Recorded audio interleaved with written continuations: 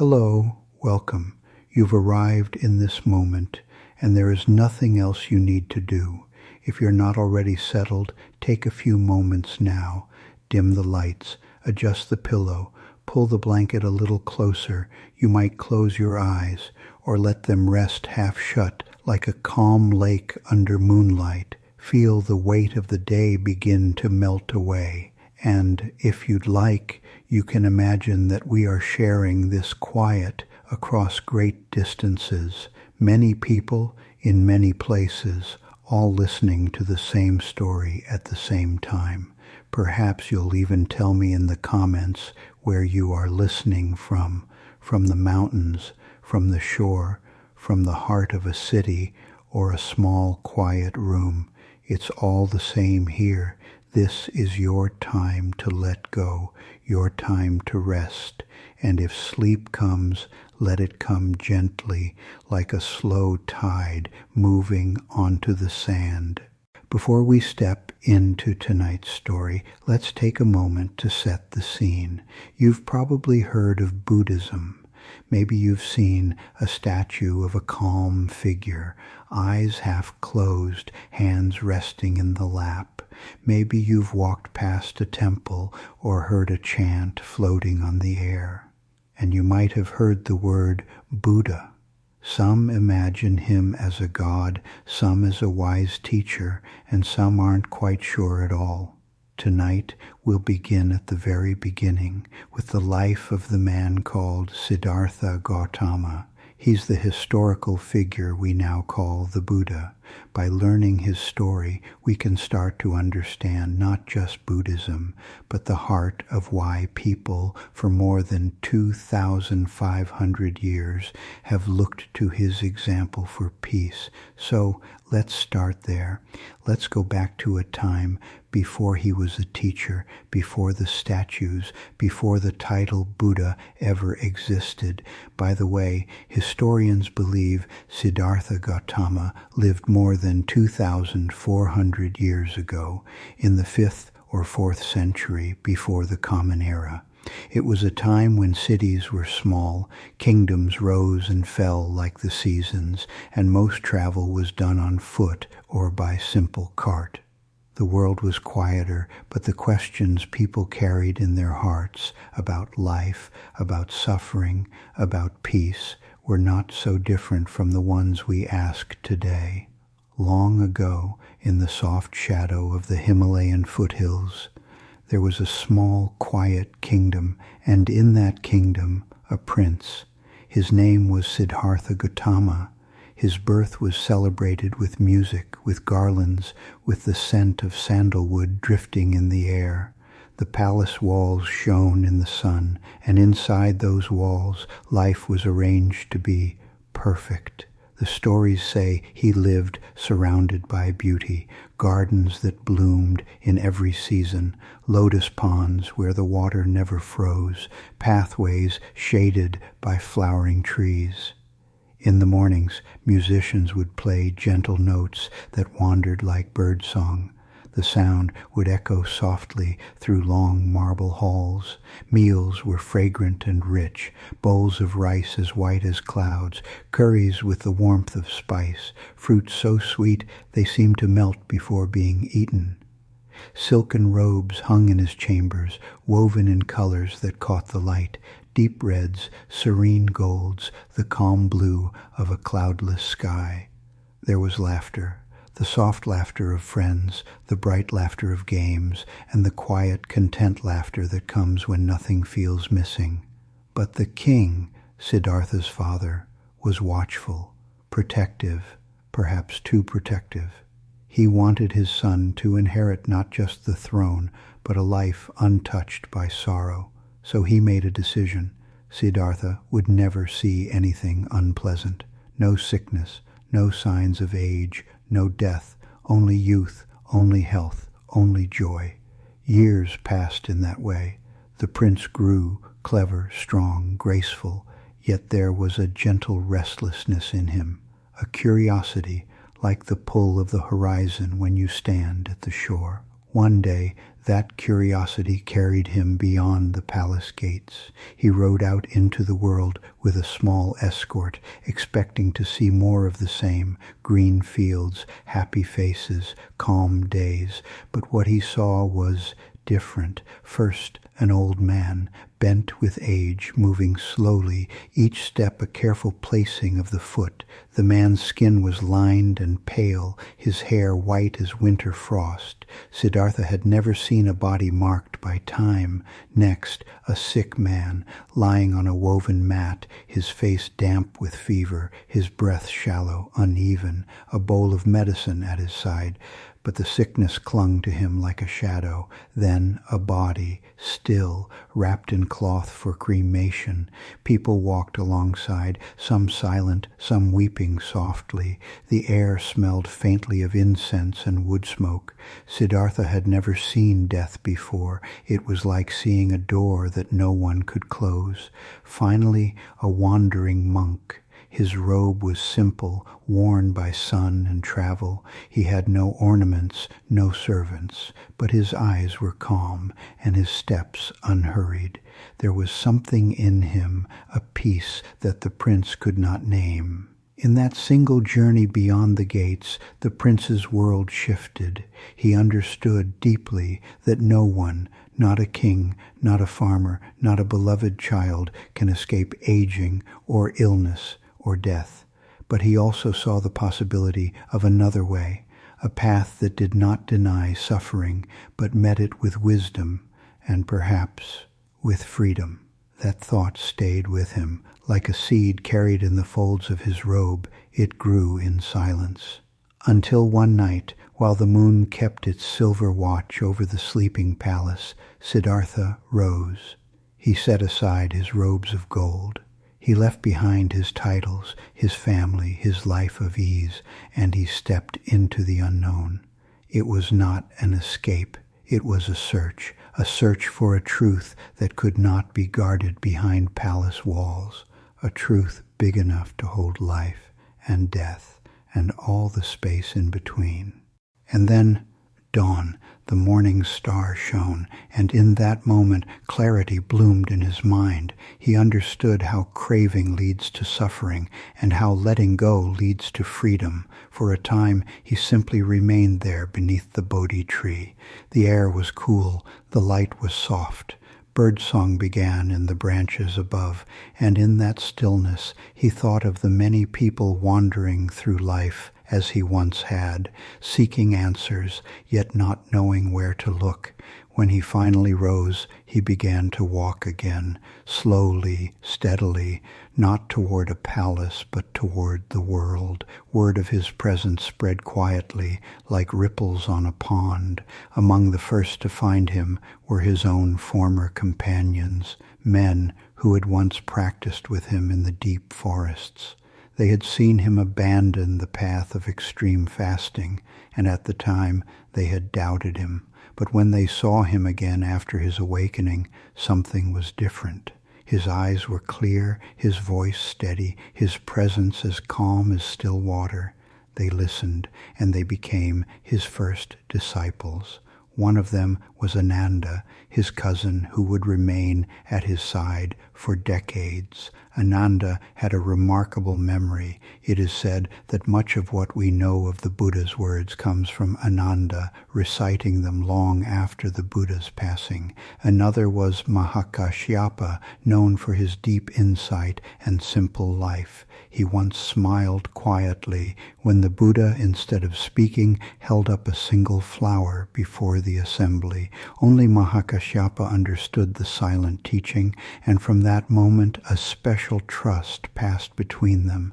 There were many others: Shariputra, wise in analysis; Maudgalyayana, gifted in compassion and miraculous ability. Each one walked their own path, but all found their way through the same gate of awakening the Buddha had opened. And why do people still venerate Gautama today? Not as a distant god, but as a human being who discovered a way to live without fear, without clinging, without hatred. His life reminds us that peace is possible in this very world, and that it begins in the mind and heart of each person. To bow before his image is to bow before the possibility of our own awakening. It is a gesture of gratitude and of hope. They traveled together from village to village. The Buddha taught under the shade of trees, in quiet courtyards, beside rivers that murmured softly in the background. There were no temples yet, only open skies and attentive hearts. Years passed. His community of followers grew, monks, nuns, laymen, laywomen. Some came to hear a single teaching and went home changed. Others stayed for the rest of their lives, walking with him along dusty roads, sharing simple meals, listening in the evenings when the air cooled. Ananda, his cousin and attendant, was always nearby, ready to fetch water, to pass along messages, to recall, word for word, the discourses the Buddha gave. Mahakashyapa lived simply, often wearing robes made from discarded cloth, his mind fixed on the essence of the teachings. Shariputra was a master of wisdom, gentle in explaining even the most subtle truths. Maudgalyayana, known for compassion, would travel great distances to help a single person in need. The Buddha's life became a moving circle: teach, walk, rest, teach again. And through it all, his presence was steady, neither swayed by praise nor shaken by criticism. He lived to be about 80 years old. By then, his hair had turned silver, his body was lean from years of walking, and his voice had grown softer, but his clarity was unchanged. One evening, after accepting a meal from a humble blacksmith named Kunda, he fell ill. Knowing his time was near, he continued to walk with his disciples until they reached a grove in Kushinagar. There, between two sal trees, he lay down on his right side, one hand supporting his head, his face calm. He gave his final words: "All things that arise will pass away. Strive on, untiring." The trees, it is said, bloomed out of season. Petals fell over his body, and in the quiet of that grove, the Buddha entered parinirvana, the final peace beyond all coming and going. Why is he still venerated today? Because he was not a distant god, but a human being who, through his own effort and insight, found a way to end suffering. His life was proof that peace is possible, even in a world of change and loss. He asked for no blind worship, only that each person test his words in their own life. To bow before him is to bow to the possibility within ourselves, the same clarity, the same compassion, the same freedom from fear. It is to remember that the path he walked is still here, waiting for anyone ready to take the first step.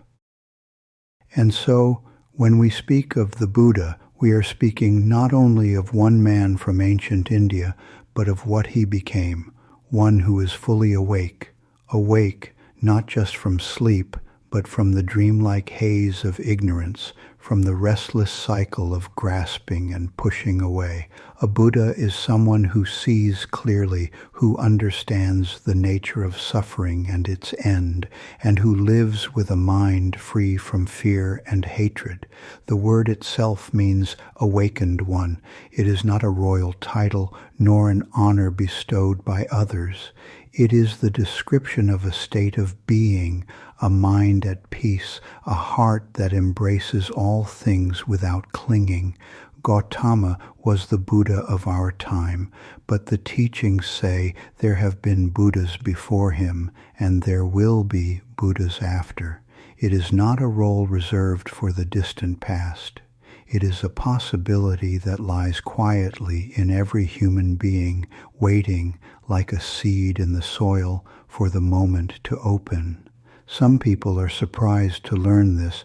Not every Buddha you see in art or hear about in stories was a real historical person. In temples, in paintings, in statues, you may find Buddhas and Bodhisattvas with names you have never heard before, some from distant lands, some with gentle smiles, others fierce, surrounded by fire. These are what we might call imagined Buddhas, though in the Buddhist tradition they are not seen as pretend in a dismissive way. Rather, they are symbolic forms, creations of the human heart and mind, born to represent certain qualities of awakening. Over centuries, as Buddhism spread to new cultures and languages, people gave form to compassion, to wisdom, to protection, to fearlessness. They gave these forms names and told stories about them so that anyone, scholar or farmer, child or elder, could picture the qualities of enlightenment more clearly.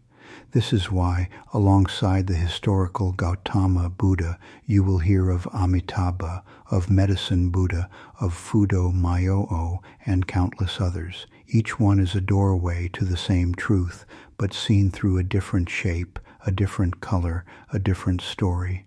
One of the most beloved of these Buddhas is Amitabha, known in Japan as Amida. His name means infinite light or boundless light, and in the stories, his light reaches everywhere, into every dark place, across every distance, touching every being without exception. Long ago, before he became a Buddha, he was said to be a monk named Dharmakara. Seeing the endless suffering in the world, he made 48 great vows, promises to help all beings find peace. The most famous of these vows was simple but vast, that anyone who calls his name with sincere trust will be welcomed into his Pure Land. The Pure Land is not described as a palace or a throne room. It is a realm of peace where the air is soft and the ground is like lotus petals underfoot. There, the conditions for awakening are perfect, free from hatred, free from fear. In Japan, you may hear the chant Namu Amida Butsu. It means, I take refuge in Amida Buddha. It is spoken aloud in temples, whispered in homes, and sometimes repeated silently in the heart. For some, Amida is a promise, for others, a friend, and for many, he is simply the image of perfect compassion, always turning toward us, always ready to welcome, no matter who we are, no matter where we have been. And where Amida's light is gentle and welcoming, Fudo Myoo's presence is fierce and unshakable. His name means the immovable wisdom king. In paintings and statues, he is often shown seated or standing with a sword in one hand and a rope in the other, flames rising high behind him. To someone seeing him for the first time, he may look angry, but in Buddhist tradition, that fierce expression is not hatred. It is compassion in its most powerful form. It is the face of one who will not let you be pulled away from the path. The sword cuts through illusion and falsehood, clearing the way to truth. The rope binds the forces of greed, hatred, and ignorance so they cannot lead you astray. Fudo is called immovable because nothing can shake his resolve. Not temptation, not fear, not even the chaos of the world around him. Like a great mountain in a storm, he stands firm, protecting those who seek awakening. For many, he is a guardian, one whose fire burns away what is harmful while keeping the heart safe. For others, he is a reminder that compassion is not always soft. Sometimes it must be strong, unyielding, and clear. And there is also the Medicine Buddha, known in Sanskrit as Bhaisajyaguru and in Japan as Yakushi Nyorai. His image is calm and steady, often shown holding a small jar of healing nectar in his left hand, and with his right hand extended in the gesture of giving comfort. The Medicine Buddha's vow is to heal not only the body, but also the mind and the heart. His healing is not limited to curing illness. It is the healing that comes from easing fear, from lifting despair, from guiding beings toward the wisdom that frees them from suffering. In ancient times, people prayed to him for recovery from sickness, for safe journeys, and for relief from troubles that could not be solved by medicine alone.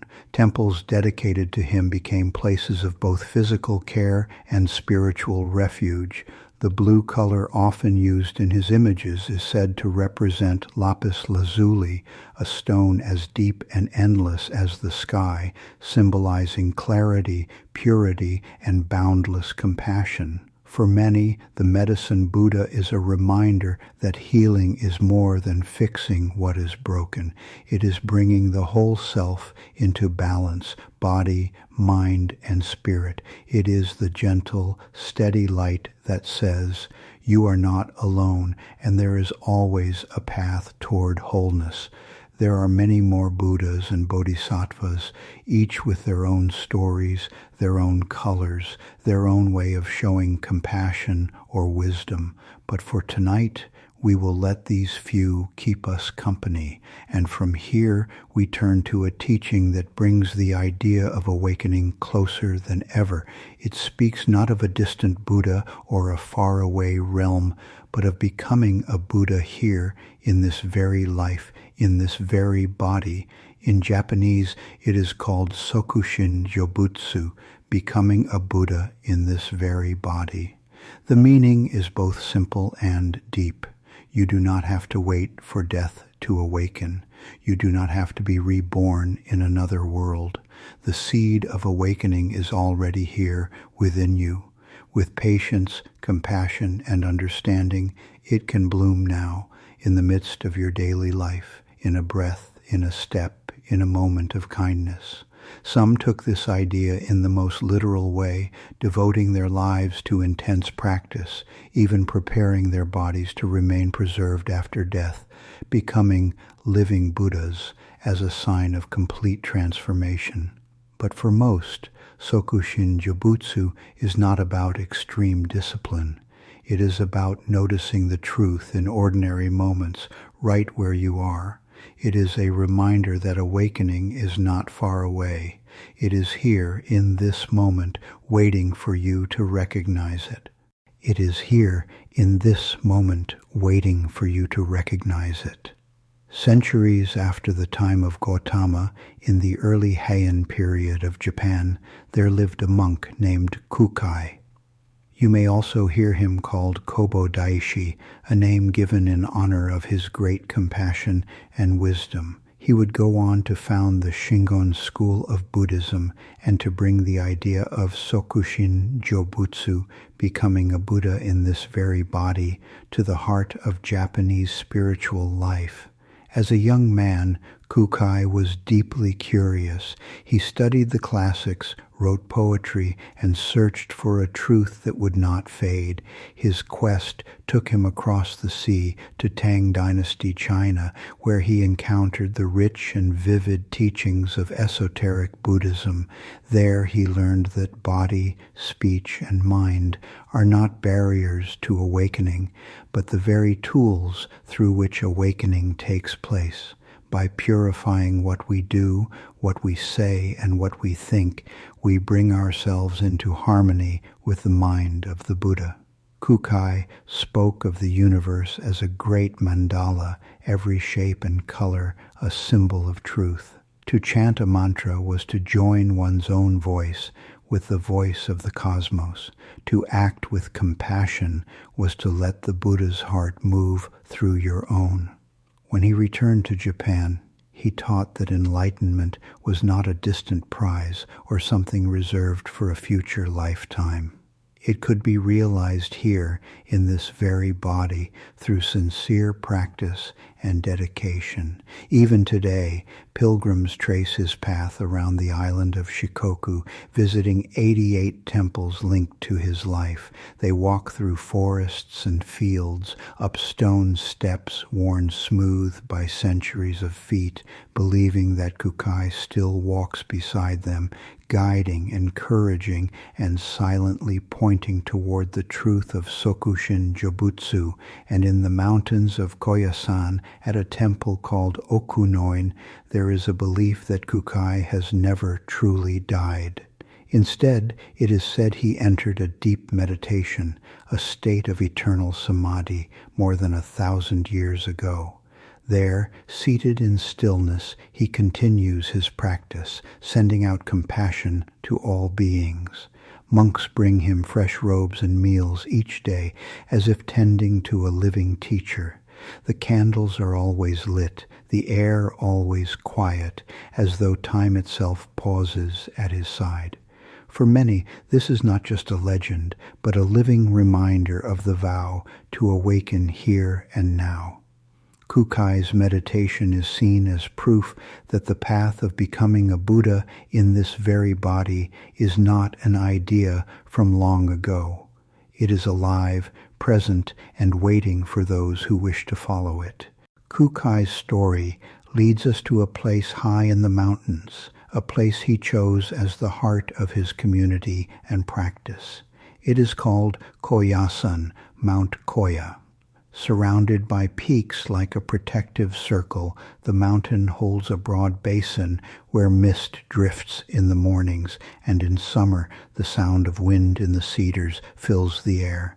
In winter, snow rests quietly on temple roofs, softening every edge. Kukai came here in the early 9th century, guided, it is said, by a vision of a sacred place where the land itself formed the shape of a lotus blossom. He built his monastery here, far from the noise of the capital, so that monks could train in peace and travelers could find refuge. Over time, Koyasan became more than a monastery. It became a spiritual city, temples, pagodas, gates, and quiet paths, all woven together, each one part of a larger mandala. At its heart is Okunoin, the resting place, or perhaps the meditation seat of Kukai himself. Here, lanterns burn day and night, casting a warm glow on moss-covered stone. The air is still, and the sound of your footsteps on the path feels louder than the wind in the trees. To walk through Koyasan is to step into another rhythm of time, one that moves with breath and bell chimes, rather than clocks and schedules.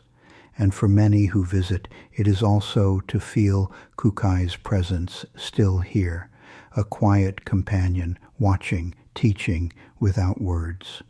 What can we learn from the life of Kukai?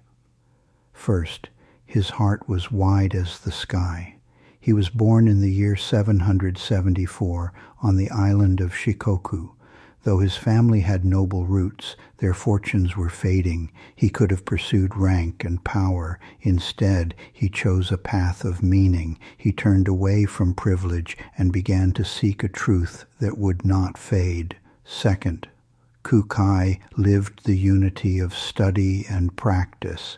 He traveled to Tang Dynasty, China. He learned the sacred teachings of esoteric Buddhism. In just 2 years, he returned to Japan with new rituals, new mandalas, and a living sense of the path. Third, he served all people without dividing rich from poor. He founded Japan's first school open to everyone. He worked on irrigation projects, bringing water to the fields. For Kukai, spirituality was not separate from daily life. It lived in kindness. It lived in generosity. Fourth, he honored creativity as part of awakening. He was a poet, a calligrapher, one of the 3 brushes of the Heian era. His writing flowed like water. For him, art was not decoration. It was another way to express the truth. And finally, Kukai embodied his message. At Mount Koya, in the temple of Okunoin, it is said he did not die. Instead, he entered a deep meditation more than 1,000 years ago. ago. Even now, many believe he continues to guide seekers in silence. From Kukai's life, we learn that true wisdom begins with curiosity and the courage to leave the familiar, that awakening is not far away. It can be found in study, practice, and service. That creativity can reflect our deepest nature, and that the path is alive, alive in silence, alive in dedication, alive in the hearts of those who walk it. How can we bring these lessons into our own lives here and now? We can start by making time for curiosity. Even with busy schedules, we can set aside a few quiet moments each day to explore a question, read a new idea, or simply notice the world around us. Curiosity is the doorway to wisdom. We can join study with practice. It's easy to gather information, but the real change comes when we live it.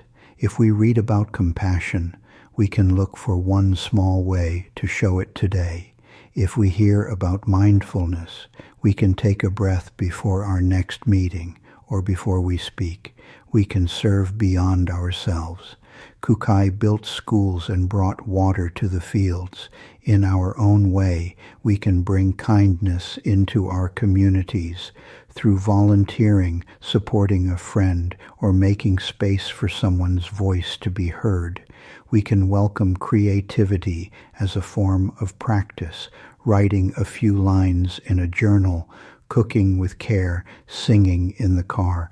Each act can be a way to connect with something deeper, and we can carry our values into every part of life. Kukai's path was not separate from the world. It lived in the world. We can make our work, our relationships, and even our daily routines an expression of what matters most to us. In this way, we keep the path alive, not as a memory from 1,000 years ago, but as a living truth in our time, in our lives. At Koyasan, the mountain Kukai chose as his spiritual home, he did more than build temples and guide pilgrims. He left behind living practices, methods for touching the same truth he had realized. Among these practices, there is one that many consider the very heart of Shingon Buddhism. It is quiet, it is simple, yet it is said to hold the entire path within it. It is called Ajikan meditation. The word Aji refers to a single sacred syllable, the letter A in the Siddham script. In Shingon teaching, this A is not just a letter or a sound. It is the seed of all sounds, the beginning of all things, and the symbol of ultimate truth. When you see it written, the shape is gentle and flowing, like a stream bending around stones. When you sound it aloud, it is long and resonant, like the deep ring of a temple bell. Ah! The sound fills the space and then slowly fades into silence. In Ajikan meditation, the practitioner sits quietly, often with the image of the Siddham A placed before them. Breath becomes slow, the eyes soften, attention rests gently on that single shape. This A represents the unborn nature of all reality, the truth that all things arise from emptiness and return to it. To meditate on it is to return to that place beyond coming and going, beyond gain and loss. At the center of Ajikan is Mahavairocana. In Japanese, Dainichi Nyorai, the great sun Buddha. He is not a historical person, but the cosmic Buddha, the embodiment of ultimate reality itself. In Shingon, all Buddhas, all beings, all worlds are expressions of Dainichi's wisdom and compassion. His light is not like the glow of a single lamp. It is like the sun, shining in every direction, touching every place at once, offering warmth and clarity without judgment. When we focus on the A, we are not only looking at a symbol. We are gazing into the heart of Dainichi Nyorai. We are touching the origin, the silent, boundless awareness from which all things arise. For some, Ajikan is a doorway into deep stillness. For others, it is a reminder that even the smallest point, one sound, one breath, can hold the whole universe. And so, in the quiet halls of Koyasan or in a single room far from the mountain, the practice continues, breath after breath, sound after sound, until the boundary between self and the great sun fades into light. Over time, Ajikan meditation begins to leave gentle marks on the mind and heart. The first is stillness. The thoughts that once crowded in like restless birds begin to settle, not forced away, just quietly choosing to land. The second is clarity. When the mind rests on a single shape, a single sound, the noise of the day grows softer.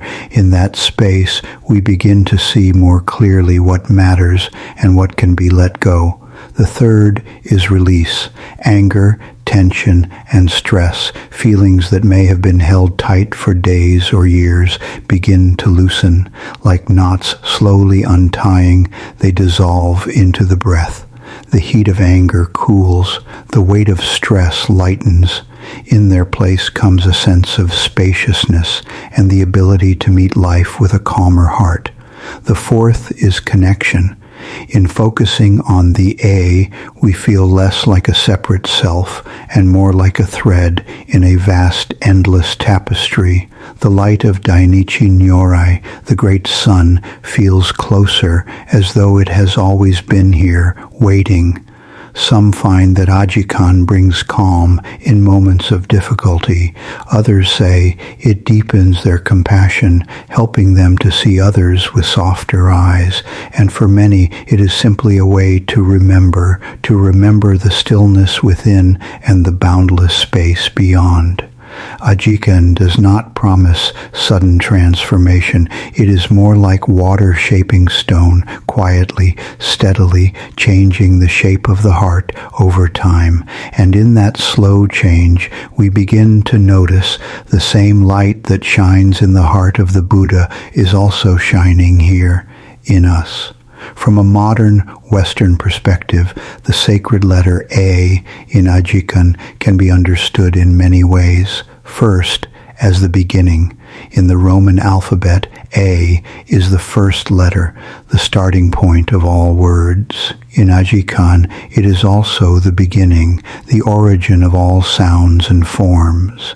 Meditating on A can feel like returning to the very first step, the moment before everything else unfolds. Second, as pure potential. Before a story begins, before a song is sung, there is a blank page and a deep silence. The A can be seen as that open space full of possibility where anything can arise.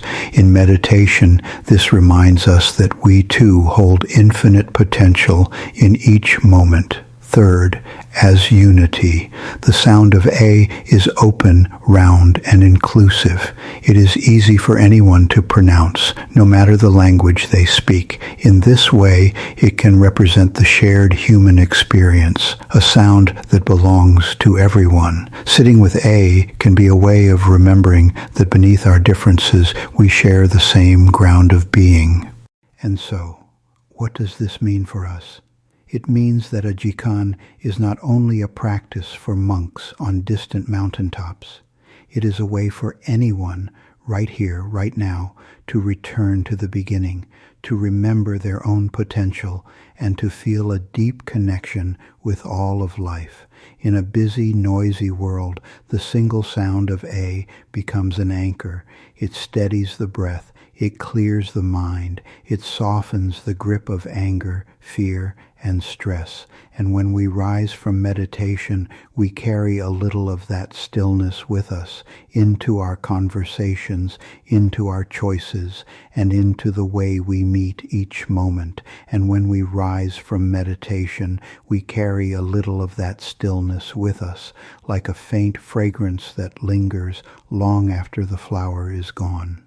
It follows us into our conversations, softening our words. It follows us into our choices, guiding us gently toward what is kind and true.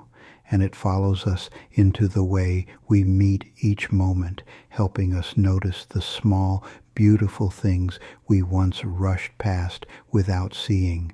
Ajikan is not about retreating from the noise of the world forever.